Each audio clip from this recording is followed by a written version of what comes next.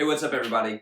I'm giving a little bit of budget advice today, and this video is a little bit more of a rant. It's a little bit more of a joke, or I wish it was a joke, than an actual video that is serious because this is just absolutely ridiculous. It's going to be very obvious to you when I cover these things, and yet there are people out there who need to hear this. I often have mentioned that I think Dave Ramsey is the Dr. Phil of the finance world. So, Dr. Phil, I think he's still on TV. You would watch his show and you just sit there and think, like, this stuff is obvious. This is ridiculous that he needs to tell people this stuff. And I feel like Dave Ramsey is in that same category where his advice is great.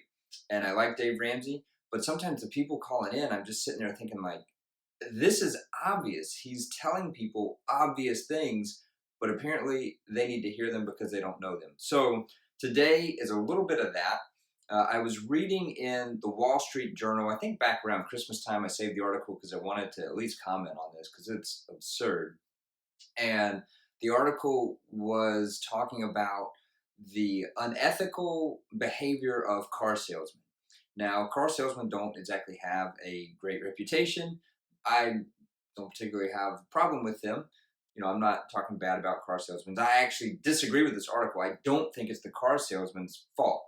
So let me go ahead and say that. So what was the principle of this article? Well, the principle was that car salesmen were putting people in cars that they cannot afford. Now, if car salesmen kind of talked them into this or made them think that their payment was going to be lower than it was or lied to them, then absolutely we should write an article about car salesmen. But let me give you the first example of what the article was saying had happened. So in this first example, the car purchaser, someone, a consumer, had gone into a car dealership to purchase a car, and she was now complaining that the car salesman put her into a car she can't afford. And what was the reason for this? Well, her car payment was approximately $800 per month. And apparently, when she was talking to the Wall Street Journal, she was saying that they should have never put her into this car because her income, her earnings per month at the time, were $660. So, in case you're wondering and you were horrible at math, an $800 car payment is more than $660. So you've got to come up with an extra $140 a month to just make your car payment, much less your living expenses. Why would you blame the car salesman for this? If they come out and they say your car payment is going to be $809, for one, that is a large car payment. That's a pretty expensive car. So I'm not sure why someone with $660 of monthly income is buying a car that has a car payment of $800 a month. That's probably, that's $50,000-$60,000 car probably, and you make less than $12,000 a year. So the other thing is, you know what your monthly income is, and you know that the car payment is $809. Who cares what the car salesman said? This is absolutely ridiculous. Just walk away. You shouldn't be buying a car if you have $660 of monthly income anyway. You should be eating and finding a very cheap apartment to rent. So I don't know if there's more to the story or what. This is basically the details Wall Street Journal gave was why on earth would this car salesman put this person into this car? All right. So my question is, why on earth would that person be at a car dealership to begin with? Don't do that. The next one, this lady was saying, I think she had an attorney and was suing the car dealership and trying to get them to take the car back because it was absurd that they had given her a $493 car payment per month, which again, a little bit more normal now, getting more to a normal car payment on a $28,000 loan. So she taking out a $28,000 loan, $493 car payment, and monthly income next to zero is what the article said. It said close to or next to zero of income at the time she bought the car. Again, do we want to blame the car salesman? No, it's not the car salesman's fault. It's your fault. If you have no income, get out of the car dealership. Why are you buying a car if you have no income? And so they were trying to return the car, make the car dealership take the car back, and I'm just sitting there thinking like, why? Why are you blaming the car dealership? Oh, they told me I could afford this car. You're crazy. You should know that you can't afford any car because you make no money. And so, my next thing would be, they did say the car salesman uh, were putting fake numbers on the car loan application in order to get these car loans approved. And so, for this particular woman who made next to nothing in income, it said that her application for the car loan said that she made about $4,800 in monthly income. For the first person who had about $660 in monthly income, it said that the car loan application stated that they made around $7,800 a month.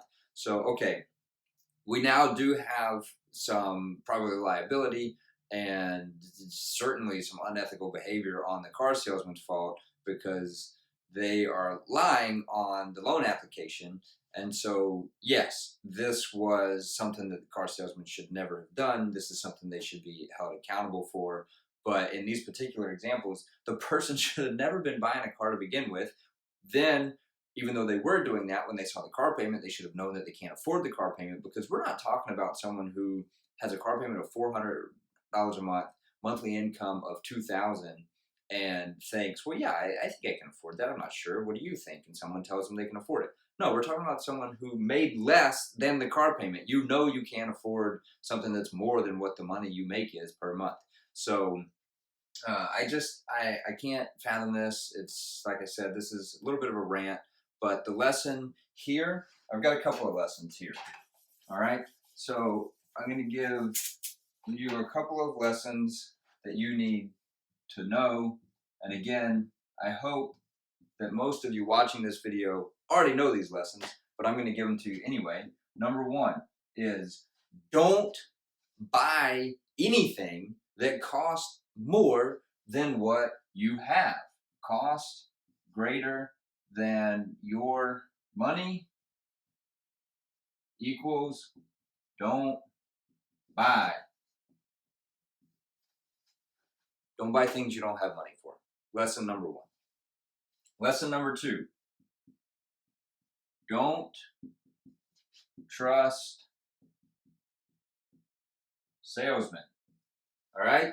Now, I don't mean don't trust any salesman. There are good salesmen out there. There are good car salesmen out there. My point is, don't rely. Don't rely on a salesman who's getting paid commission. Their job is to sell you the vehicle. It's your job to know whether or not you can afford it. It's not their job to know whether or not you can afford a car. I'm sorry, but you need to know whether or not you can afford a car before you go to buy one. It's the same thing for a TV. It's the same thing for a house. It's the same thing for a pair of flip-flops. You need to know what you can afford, and you need to not rely on the person trying to sell you any item because they either own the item or trying to make money, or they're getting commission on the item, and their job is to sell it. And even if they're being open and honest and they're a good salesman, it's not their job to determine whether or not you can afford something. So don't rely on a salesman to tell you whether or not you can afford something. Number three, those are the only two I had. I don't know. Number three is, I had one. Hang on, I just lost it. It was in my head. Don't blame others for your stupidity. Okay, I'm sorry if stupidity is a strong word. Ignorance is also seems like a negative word to some people, but ignorance is just not knowing something. So ignorance isn't actually a bad word if you ask me. I'm ignorant on lots of things because I just don't know about them. But in this, again, $400 car payment, $0 of income, that's stupidity. Okay, that's not ignorance, that's stupidity. Don't blame others for your stupidity. Take responsibility. Own your own life. Own your own budget. Make your own decisions, and you'll be better off for it. So I hope to have, or not hope to, I know I will have other personal finance budgeting videos. This one was one that I just, I had to get off my chest. I saw that I had saved the article again today, and I wanted to get this rant out there. So maybe you didn't like this video as much. Maybe it wasn't as helpful. Maybe a little bit entertaining, or you can just sit and commiserate with me and say, why on earth are there people who are out there doing this? But in the future, there'll be some other how-to budgeting series with some videos on best practices, tips for budgeting. Especially after we get through tax season, I'll kind of slow down on the tax planning videos a little bit and move more into the personal finance, more into the budgeting videos. And so look forward to those. Don't forget to subscribe to my channel, hit the bell so you get notifications, hit the like button, and share this video with others. I hope that you enjoyed it for what it was worth. Thanks a lot.